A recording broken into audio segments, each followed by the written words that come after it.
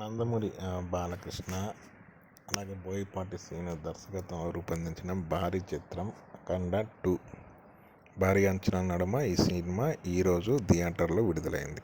ఈ చిత్రం ఎలా ఉంది ఇప్పుడు మనం ఒకసారి చూద్దాం. బాలమురళీకృష్ణ కుమార్తె జనని ఒక సైంటిస్ట్.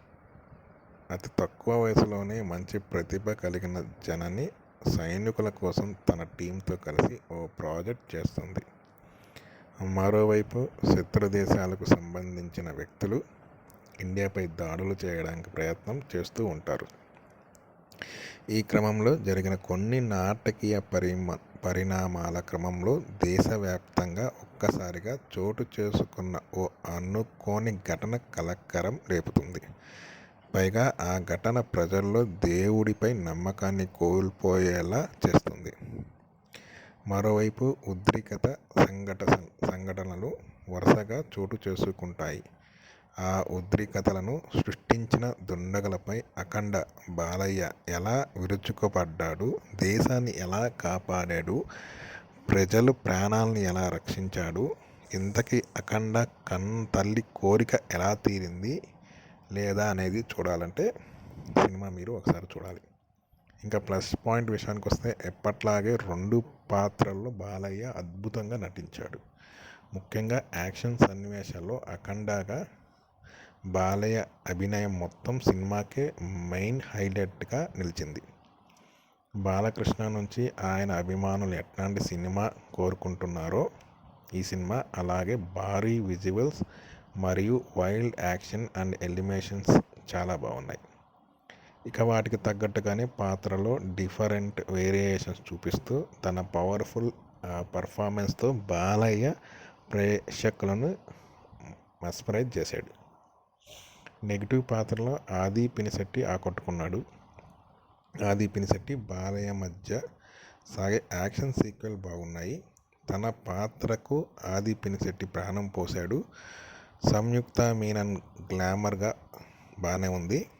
అయితే ఆమె ఎండింగ్ ఎమోషనల్గా బాగుంది. మరో కీలక పాత్రలో నటించిన మల్హోత్రా నటన కూడా చాలా బాగుంది. అలాగే కబీర్ సింగ్ చటర్జీతో పాటు మిగిలిన నటీనటులు కూడా పాత్రకి పూర్తి న్యాయం చేశారు. మొత్తానికి బాలకృష్ణ ఎలివేషన్స్, భారీ యాక్షన్ సీన్ల మధ్య ఈ సినిమా అభిమానులకి బాగా నచ్చుతుంది. కానీ సగటు ప్రేక్షకుల మటుకు ఈ సినిమా అంతగా ఎక్కపోవచ్చు. ముఖ్యంగా అఘోరా పాత్రలో కనిపించిన ప్రతిసారి ఇంట్రెస్టింగ్ సీన్ లాగా ఉంటుంది. కానీ అది నార్మల్ పీపుల్కి చూస్తే మటుకు కొంచెం ఓవర్గా ఉంటుంది. మాస్ ప్రేక్షకుల మటుకు అది పూనకాలు తెప్పించే సీన్లు. ఇంకా మైనస్ విషయానికి వస్తే సినిమాలో యాక్షన్ సన్నివేశాలు బాగున్నా కొన్ని కీలకమైన సన్నివేశాలు మరీ ఓవర్గా అనిపిస్తాయి. దీనికి తోడు కథనం అనేది సమస్యకు చుట్టూ సాగుతుంది.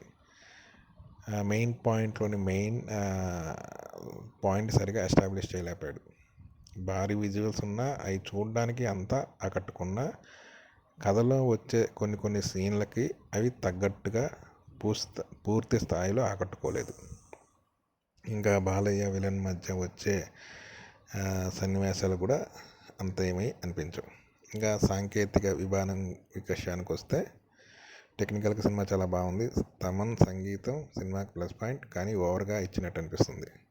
కెమెరామ్యాన్ ఎడిటింగ్ చాలా బాగుంది. నిర్మాత విలువలు కూడా బాగానే ఉన్నాయి. దర్శకుడు ఆకట్టుకున్నాడు. ఇంకా ఫైనల్గా వస్తే ఇదొక హై వోల్టేజ్ ఎమోషనల్ డ్రామా అని చెప్పొచ్చు. బాలయ్య ఫ్యాన్స్కి ఈ సినిమా బాగా నచ్చుతుంది. ఈ సినిమా సగటు ప్రేక్షకులకి పెద్దగా